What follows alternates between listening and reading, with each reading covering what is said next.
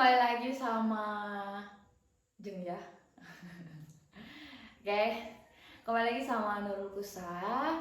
Oke, jadi kali ini yang lagi viral, yang lagi FYP di TikTok yaitu series Gadis Kretek yang diadaptasi dari sebuah novel judulnya sama, yaitu Gadis Kretek karya Ratih Kumal. Sejujurnya kalau ngomongin seriesnya, jujur aku belum nonton karena kayaknya di cuplikan-cuplikan di TikTok tuh kayak cintanya nih kayak sad banget, sampai akhirnya aku nggak berani nonton untuk sementara waktu. Sedih banget. Dan beberapa orang yang review di TikTok setelah nonton filmnya si Gadis Kretek ini langsung merasa hampa. Dari akhirnya aku pengen tahu dulu sih, sebelum aku melihat itu seriesnya, aku pengen mengembangkan imajinasiku dulu dengan cara membaca. Makanya aku sebelum nonton seriesnya, aku memilih membaca novel Gadis Kretek karya Ratih Kumala.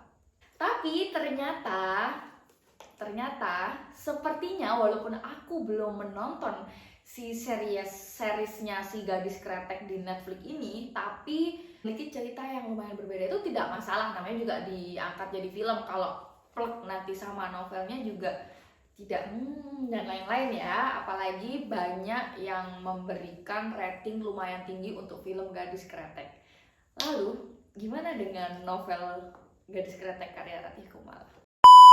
Cerita dimulai dengan seorang bapak yang sudah tua, kemudian dia menyebut nama Jengyah.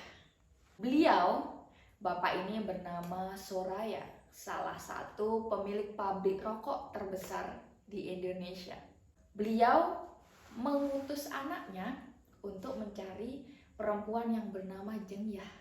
Karena bapaknya ini sudah memiliki 3 putra, yang pertama bernama Tegar, yang kedua bernama Karim, dan yang ketiga ini bernama Lebas. Dia juga sudah memiliki seorang istri bernama Purwanti. Ini yang membuat anak-anaknya bertanya, kenapa bapak kita menyuruh kita mencari, atau kenapa bapak ini kok selalu nyebut-nyebut namanya si Jengyah padahal bapak ini lagi sakit. Anak-anaknya nih berpikir, mungkinkah si bapak nih punya utang sama si Jengyah, atau ternyata si Jengyah ini mantannya si bapak. Omongan-omongan ini terdengar oleh ibunya, yaitu Purwanti, sampai akhirnya Purwanti ini murka mendengar nama Jengyah tersebut. Jadi akhirnya ketiga anak tersebut, karena bapaknya ini terus menyebut nama Jengyah, mereka penasaran, ada apa? Ada hubungan apa di masa lalu antara bapak Soraya yang tadi dengan Jengyah? Si Lebas ini memutuskan pergi ke Kudus untuk mencari yang namanya Jengyah. Dan ketika si Lebas ini melakukan sebuah perjalanan, tidak hanya menemukan sebuah sejarah antara Jengyah dengan bapaknya, tapi dia juga menemukan sebuah histori pabrik rokok yang mungkin dimulai oleh bapaknya ini. Setelah itu kita dibawa flashback ke masa lalu yang sangat jauh, yaitu sebelum kemerdekaan. Di situ dijelaskan ada 2 pemuda yang bernama Idrus Muria dan Sujagat. Keduanya ini adalah seorang sahabat, seorang teman baik. Tapi kemudian hubungan mereka ini renggang karena mereka sedang jatuh cinta dengan seorang gadis di kampungnya yang bernama Rumaisa. Rumaisa ini adalah salah satu anak orang terpandang, yaitu juru tulis. Ya, kita dijelaskan dalam buku ini bahwa pada masa itu tidak semua orang itu bisa baca tulis, tidak semua orang itu mengerti huruf abjad kayak gitu. Makanya kenapa di buku ini dijelaskan bahwa juru tulis ini termasuk golongan ya mungkin orang terpandang, karena bapaknya si Rumaisa ini adalah seorang juru tulis. Bahkan si Rumaisa ini juga digambarkan menjadi gadis yang cantik, yang anggun, manis, dan pinter, karena dia bisa baca tulis. Mereka berdua berusaha melamar si Rumaisa. Tapi kemudian siapa yang berhasil mendapatkan Rumaisa? Yap, Idrus Muria. Kenapa? Karena Idrus Muria tahu syarat yang diajukan oleh juru tulis itu untuk mendapatkan atau bisa menikahi Rumaisa, dia harus bisa baca tulis. Maka si Idrus Muria ini mempersiapkan dengan matang. Sedangkan Sujagat dia tidak menyiapkan dengan matang apa syarat-syarat agar bisa menikahi si Rumaisa ini. Dia justru mengandalkan usaha bapaknya, yaitu bapaknya tuh bisa membuat sepatu yang itu bisa dipakai oleh Belanda, kemudian diberikan kepada bapaknya Rumaisa atau si juru tulis itu, supaya bapak mertuanya ini maksudnya bapak gebetannya ini bisa tersentuh gitu ya dengan perjuangan si Sujagat. Tapi ternyata yang dicari oleh bapaknya Rumaisa itu bukan itu. Syarat yang diberikan yang pertama adalah ketika si pemuda itu baca tulis, kemudian yang kedua apakah anaknya tuh mau atau tidak. Akhirnya setelah itu si Rumaisa itu menikah dengan Idrus Muria, dan kemudian mereka membangun pabrik rokok. Si Idrus Muria ini sebelum menikahi Rumaisa tuh memang dalam dirinya sudah mempersiapkan dia pengen jadi pengusaha gitu. Akhirnya karena si Sujagat ini merasa dia itu panas, kenapa si Idrus Muria itu mampu memiliki si Rumaisa, padahal mereka tuh awalnya dulu sahabat baik gitu. Tapi gara-gara satu perempuan ini si Sujagat ini akhirnya tidak terima. Jadi apapun yang dilakukan oleh Idrus Muria selalu diikuti oleh Sujagat. Bahkan ketika si Idrus Muria ini jualan kretek ya, si Sujagat juga ikut. Ketika Idrus Muria ini mulai mengembangkan usaha kreteknya, Sujagat juga mengikutinya. Sampai akhirnya ketika si Rumaisa ini hamil anak pertama dari Idrus Muria, tiba-tiba Idrus Muria diculik oleh Jepang. Akhirnya Rumaisa mengalami stres dan akhirnya keguguran. Sampai akhirnya si Sujagat ini mencoba mendekati dan melamar si Rumaisa. Tapi Rumaisa berkeyakinan bahwa suaminya Idrus Muria itu belum meninggal. Jadi jangan anggap saya ini seorang janda, karena suami saya belum meninggal. Sampai akhirnya karena si Sujagat ini terus mengejar-ngejar hingga menyebarkan sebuah rumor di kampung tersebut bahwa si Rumaisa ini mau, dan si Sujagat ini merasa membiayai hidupnya si Rumaisa. Rumaisa ini akhirnya mendamprat si Sujagat ini.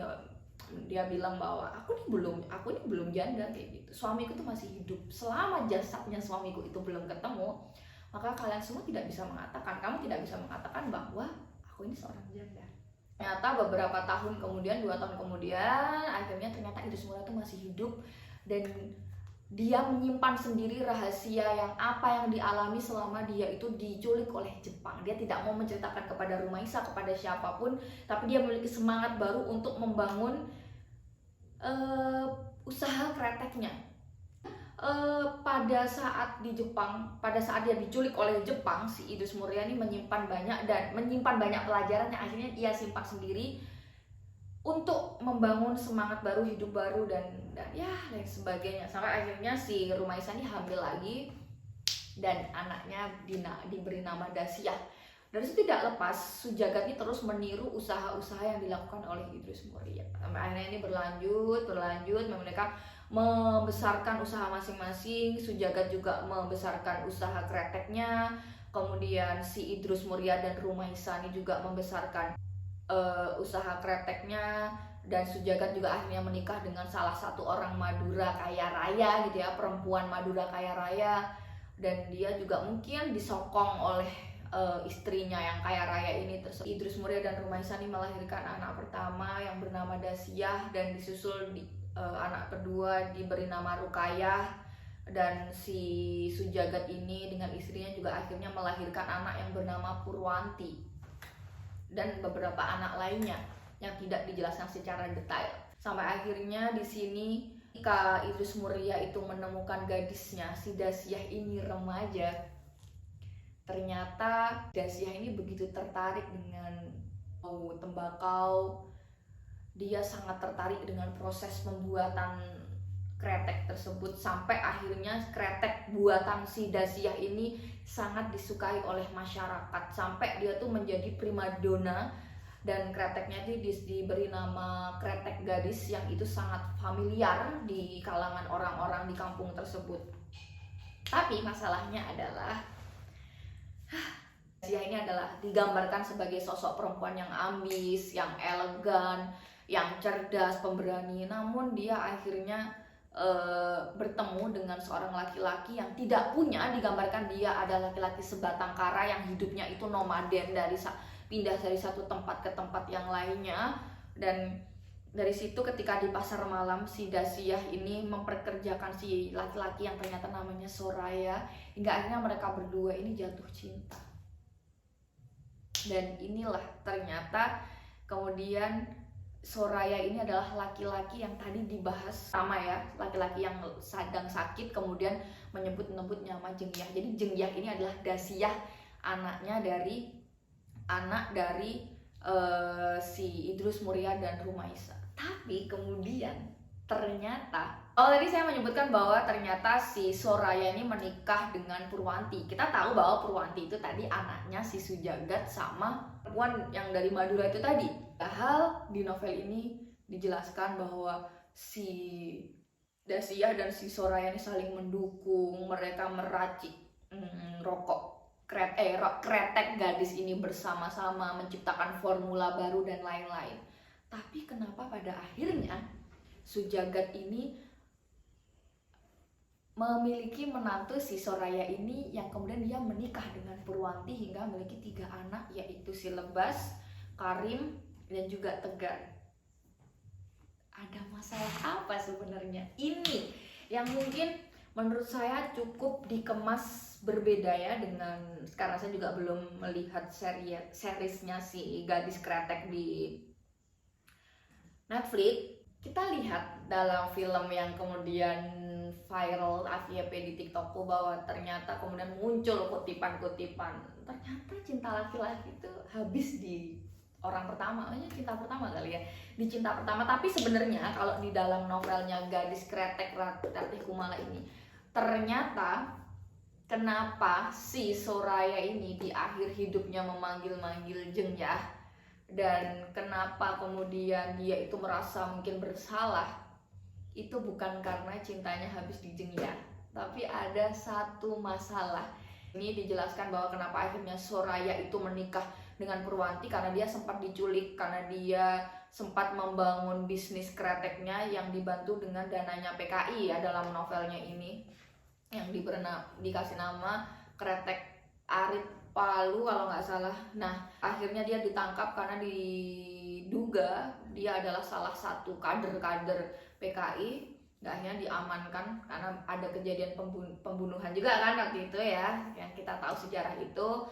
Hingga akhirnya si Jengyah ini juga ikut ditangkap karena dia juga waktu itu si Jengyah sama si Soraya ini sempat mau menikah, tapi akhirnya Soraya ini berhasil lolos, dan si Jengyah sama bapaknya yang ditangkap oleh para tentara ini tadi berhasil lolos juga dengan syarat tidak boleh menikah dengan si Soraya. Tapi poin besarnya adalah cintanya si Soraya ini mungkin tidak dijelaskan apakah dia tuh masih cinta sama si Jengyah, tapi ternyata ada alasan lebih besar lagi yang ini ada kaitannya dengan kretek.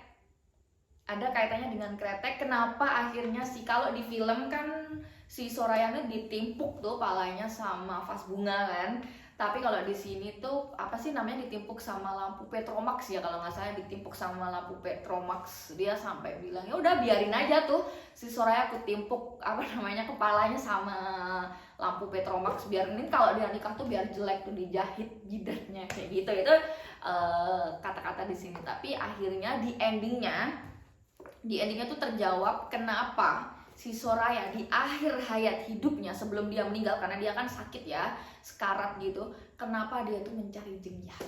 Itu adalah poin besar di dalam novel ini. Mungkin jadi buat orang-orang yang kayak merasa oh cintanya laki-laki itu ternyata habis di cinta pertama, mungkin kalian akan sedikit tenang setelah kalian tuh membaca novel ini, karena ternyata mungkin bisa saja mungkin punya utang gitu bukan karena cintanya habis, atau mungkin karena punya kesalahan dan lain-lain. Tapi si anak-anaknya tuh menduga bahwa ternyata mungkin bapaknya itu kenapa mencari Jengyah karena dia sempat melakukan satu kesalahan besar, bukan tentang meninggalkan, tapi ini lebih dari itu, sesuatu hal yang memang sangat-sangat disukai, sangat digandrungi, sangat dijaga oleh Dasyah. Apa itu? Coba tebak, kalian bisa langsung baca novelnya Gadis Kretek.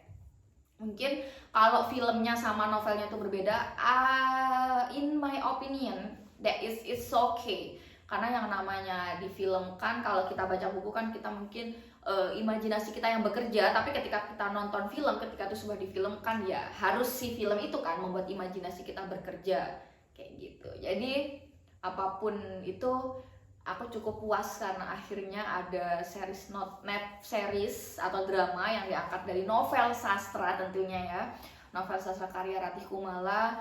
Dan walaupun mungkin tidak sama plek ketiplek sama novelnya, tapi selama itu dikemas dengan baik, it's okay, alright, oke.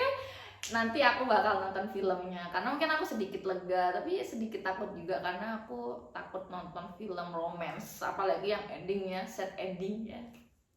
Tapi aku sarankan buat kalian buat baca novelnya juga, karena di sini kalian akan menemukan, oh ini ya, oh sejarahnya ini ya, oh Kretek itu seperti ini, oh proses pembacanya seperti ini ya, oh dan lain sebagainya. Oke, semoga menjawab, semoga membantu, semoga kalian juga mau membaca novelnya. Apa pendapat kalian? Bisa tulis di kolom komentar. Bye bye.